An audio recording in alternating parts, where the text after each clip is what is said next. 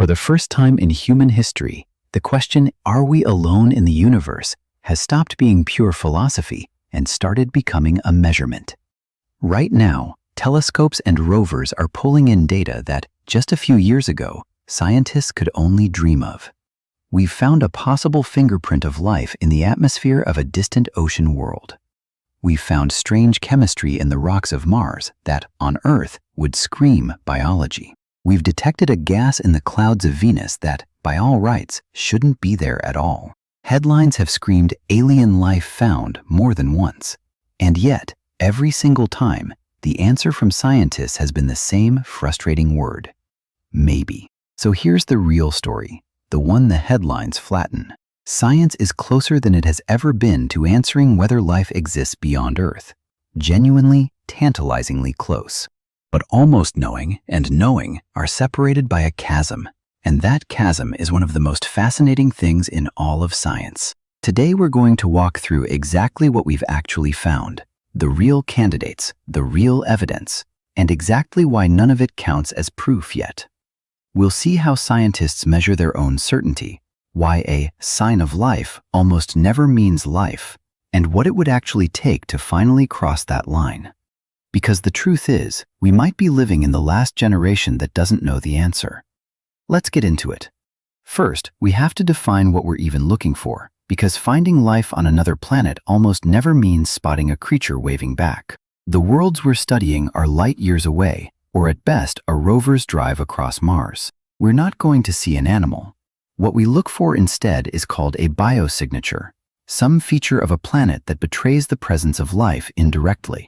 And the most powerful kind of biosignature is in the air. Life, as it goes about its business, pumps gases into the atmosphere. On Earth, plants and microbes flood our air with oxygen. Living things produce methane. Ocean plankton release a gas called dimethyl sulfide. So the dream is this: point a powerful telescope at a distant planet, split the light passing through its atmosphere into a spectrum, and read off the gases. If you find the chemical exhaust of life, you've found life, without ever seeing it directly. That's the whole game. And the way we actually read those gases is almost magical. When a planet passes in front of its star, a thin sliver of starlight filters through the planet's atmosphere on its way to us. Each gas in that atmosphere absorbs very specific colors of light, leaving dark gaps in the spectrum, a kind of barcode.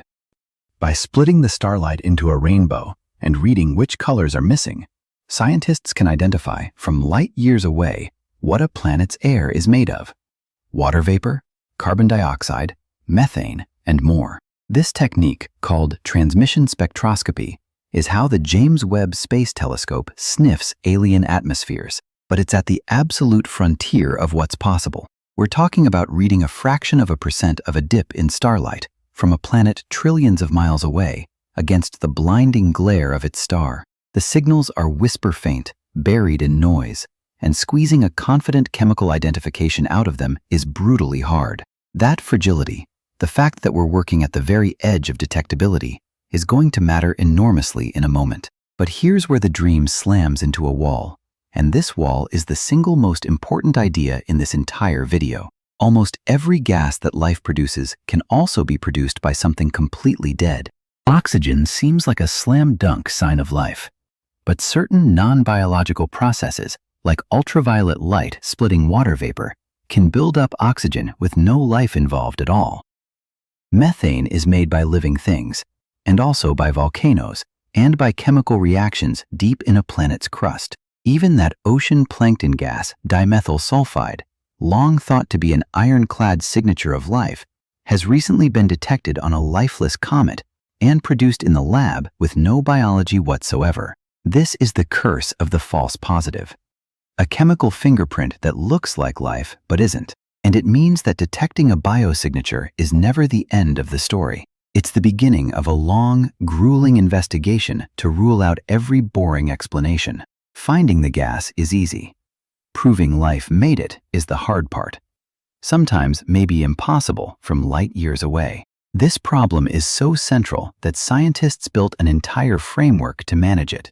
In 2021, a team led by NASA's chief scientist proposed something called the Confidence of Life Detection Scale. the cold scale. Think of it like a ladder with 7 rungs, measuring how sure we are that we've actually found life. Rung 1 is the very first step. You detect a possible signal, a hint of a biosignature, but you're nowhere near the top. To climb higher, you have to prove the signal is real and not instrument error. Then prove you've correctly identified the chemical. Then show the planet could actually support life. Then, the brutal step, rule out every non-living explanation.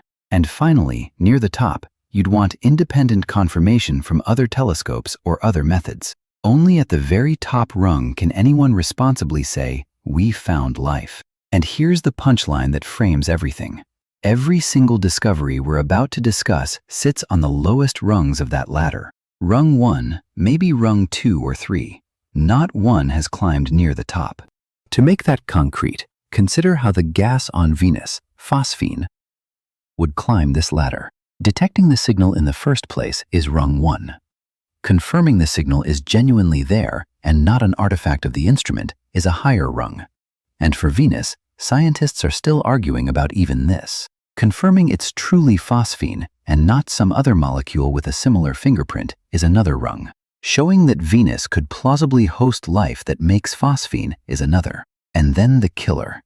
Systematically ruling out every volcano, every exotic chemical reaction, every non-living source.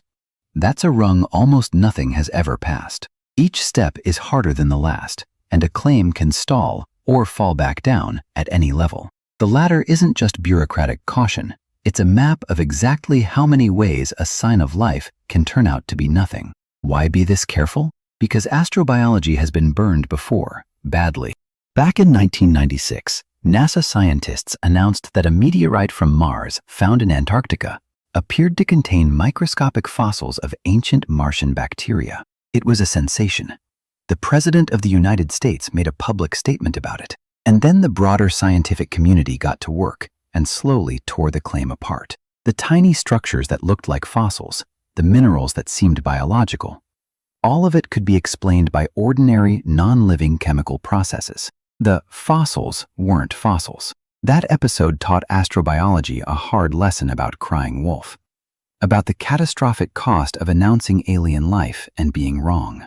Every cautious maybe you hear today is an echo of 1996. So let's now walk the real candidates, the genuine current evidence, and see exactly where each one sits on that ladder. Let's start with the one closest to home, and arguably the most exciting, Mars. In 2025, NASA's Perseverance rover, trundling across an ancient, dried-up river delta, drilled into a rock and found something remarkable. The rock contained strange markings nicknamed leopard spots. Small, ringed spots, along with chemical signatures of reactions involving iron and phosphorus. Why does that matter? Because on Earth, these specific kinds of chemical reactions are very often driven by microbial life. Microbes eat and breathe through exactly these sorts of reactions, leaving behind exactly these sorts of mineral patterns. Scientists called it, carefully, arguably the best evidence for possible ancient life on Mars we've ever found. The best ever. But notice the wording, and this is the whole point. Best evidence is not proof. Those same leopard spot patterns and chemical reactions can also form through purely non-biological processes, without any life involved. The rock is billions of years old, from a time when Mars had liquid water and might have been habitable. But might have been habitable and was inhabited are not the same thing. To truly know, scientists say they'll need to bring that sample back to Earth and analyze it in laboratories far more powerful than anything a rover can carry. A mission that's planned, but enormously difficult and expensive. So Mars sits there, tantalizing. The best hint we have, and still just a hint. A few rungs up the ladder, no further. And the leopard spots aren't even Mars's only mystery. For years, rovers and orbiters have detected something else puzzling: methane in the Martian air. On Earth, the vast majority of methane is made by living things, so its presence on Mars set off alarm bells. But the Martian methane has behaved bizarrely. It seems to appear and vanish, rising and falling with the seasons and even the time of day, in ways scientists still can't fully explain. Different instruments have sometimes disagreed about whether it's even there. And once again, there are non-living explanations. Certain reactions between rock and water can release methane with no biology at all. So the methane is yet another Martian riddle that points suggestively toward life without ever proving it.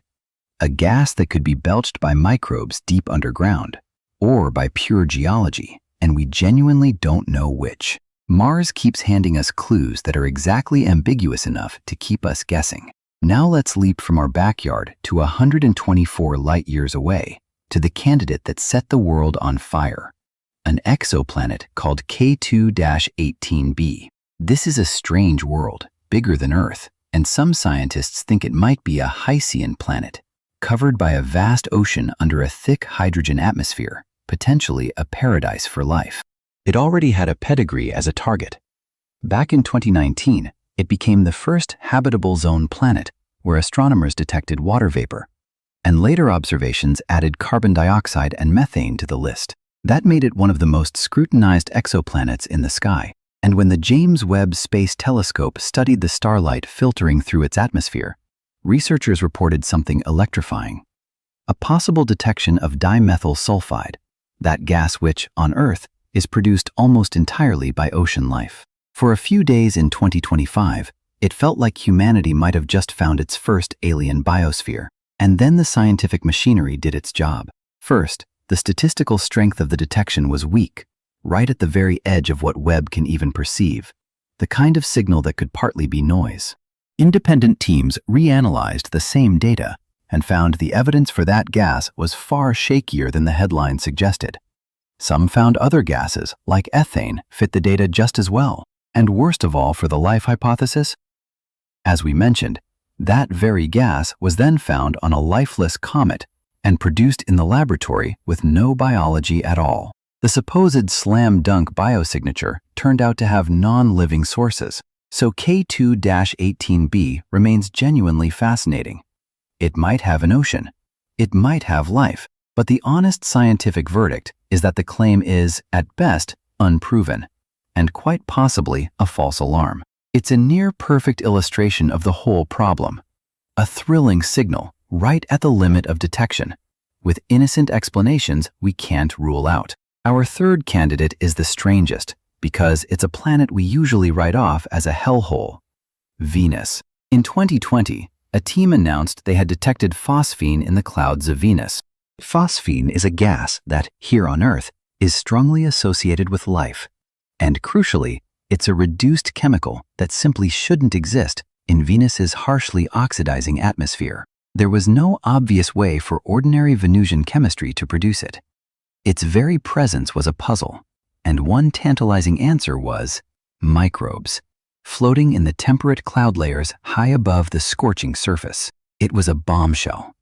And, by now you know the rhythm, the pushback came hard. Other scientists questioned whether the phosphine signal was even real, arguing it might be a misreading of the data. Follow-up observations have gone back and forth, some confirming a signal, some not. And even if the phosphine is really there, researchers have been busy hunting for non-biological ways to make it. Volcanoes, exotic chemistry, processes we might not fully understand on such an alien world. The Venus phosphine story still isn't settled years later. It might be life. It might be geology. It might be a measurement error. That uncertainty, lingering for years over a planet right next door, tells you just how hard this problem really is. And there's a fourth frontier that doesn't fit the others, hiding in our own solar system. Ocean moons. Some of the most promising places to find life aren't planets at all, but the icy moons of the giant planets. Jupiter's moon Europa and Saturn's moon Enceladus both hide vast oceans of liquid water beneath shells of ice. And we know the water is there because Enceladus actively sprays it into space through giant geysers erupting from cracks at its south pole. A spacecraft has already flown through those plumes and found they contain water, salts, and complex organic molecules, the raw chemical ingredients associated with life. These hidden oceans, kept warm by the gravitational flexing of their giant parent planets rather than by sunlight, might be the most habitable real estate in the solar system. They're a profound reminder that life wouldn't need a sun-soaked, Earth-like surface. It could be lurking in the dark, warm seas beneath miles of ice. Future missions are being sent specifically to study Europa and to taste those Enceladus geysers. And they could, in principle, fly straight through a sample of an alien ocean. But so far, ingredients are all we've found. The parts of life, not life itself. Those ocean moons quietly overturn one of our oldest assumptions. And it's worth pausing on. For decades, the search for life focused almost entirely on the habitable zone, the Goldilocks band around a star where it's warm enough for liquid water on a planet's surface. Too close, water boils. Too far, it freezes. But Europa and Enceladus orbit far outside their star's habitable zones, in the deep cold of the outer solar system. And yet they have liquid water oceans, kept warm from within. That realization has scientists increasingly saying goodbye to Goldilocks as the only place worth looking. Life might thrive in places that look utterly hostile from the outside, beneath ice, in subsurface seas, in environments with no sunlight at all. It widens the hunt enormously, but it also makes it harder because a frozen moon gives off none of the obvious atmospheric signals we look for on warm planets. The map of where life could hide just got a lot bigger and a lot stranger. So step back and look at the pattern, because it's almost eerie how consistent it is. Mars. Best evidence ever, but explainable without life. K2-18b. Thrilling signal, but at the edge of detection and with non-living sources. Venus. A gas that shouldn't be there, but maybe made by geology, maybe not even real. Three of the most exciting leads in the search for life, and every one of them is stuck in the same purgatory. Too interesting to dismiss, too ambiguous to confirm. This isn't failure. This is exactly what the early stages of one of the greatest discoveries in history would look like. The signal always comes before the certainty, which raises the obvious question. What would it actually take to know? What would finally push a discovery up to the top of that ladder? The answer comes in a few forms.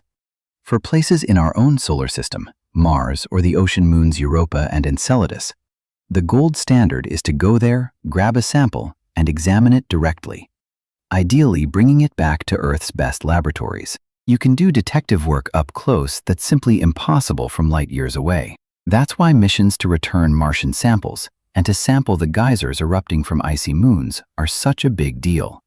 They could deliver something a telescope never can. Certainty. For distant exoplanets, the path is different. The problem with K2-18b was that a single gas, detected weakly, with innocent explanations, just isn't enough. So scientists are after something more powerful, a combination of gases in disequilibrium. Here's the elegant idea. On a dead planet, the atmosphere settles into a stable chemical balance. But life constantly disturbs that balance. For instance, Earth's atmosphere has both oxygen and methane at the same time, and those two gases should rapidly destroy each other. The only reason they coexist is that life keeps furiously pumping out both. So finding two gases together that shouldn't be able to coexist unless something is constantly replenishing them is a far stronger fingerprint than any single gas. That's the kind of smoking gun the next generation of giant space telescopes, observatories being designed right now to study Earth-like planets in detail, are being built to hunt for. They're our best shot at finally climbing to the top of the ladder. Scientists are also chasing an even subtler clue: change over time. On Earth, life makes the atmosphere breathe with the seasons. Carbon dioxide levels rise and fall across the year as plants grow and die back. A planet whose atmospheric chemistry shifts rhythmically, in sync with its seasons, would be showing a kind of pulse, a sign that something dynamic, possibly biological, is constantly reshaping the air. A dead planet's chemistry just sits there. A living one cycles. Catching that rhythm on a distant world would be a powerful complement to spotting disequilibrium gases. The common thread in all of these strategies is the same. A single gas, seen once, will never be enough. What scientists want is a whole, consistent story. The right gases, in the right combination, changing in the right way, on a planet that makes sense as a home for life, with every non-living explanation eliminated. Only that overwhelming convergence of evidence could push a discovery to the top rung. It's a high bar on purpose, because the most important discovery in human history can't rest on a maybe. So where does that leave us, honestly? Right now, in this moment, humanity has not found life beyond Earth. Not on Mars, not on K2-18b, not on Venus. What we have found is a growing collection of genuine, head-scratching anomalies. Signals that look like what life would produce, sitting in places where life could conceivably exist, that we cannot yet fully explain away. On that ladder of certainty, we're standing on the bottom rungs, peering up. And that's not a disappointment. It's the most exciting place the search has ever been. 40 years ago, we had nothing but speculation. Today, we have actual data, actual candidates, actual measurements. We have built the telescopes and the rovers and the frameworks. The question has graduated from, could there be life out there, to, is that signal life? And how do we prove it? That's a staggering shift. We have gone in a single human lifetime from wondering to measuring. And the tools coming online in the next decade, sample returns from Mars, missions to ocean moons, telescopes that can read the air of distant worlds, are precisely the tools that could turn one of these maybes into a yes, or, just as profoundly, into a resounding, lonely silence. Here's the thought to sit with. Somewhere out there, the answer already exists. Either the universe is teeming with life and we simply haven't proven it yet, or we are genuinely, cosmically alone. One of those is true right now, today.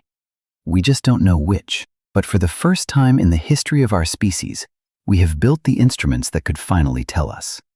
The signal may already be in the data, sitting in a file on some scientist's computer, waiting for us to be sure. We are not the generation that found alien life, but we might be the last generation that didn't know.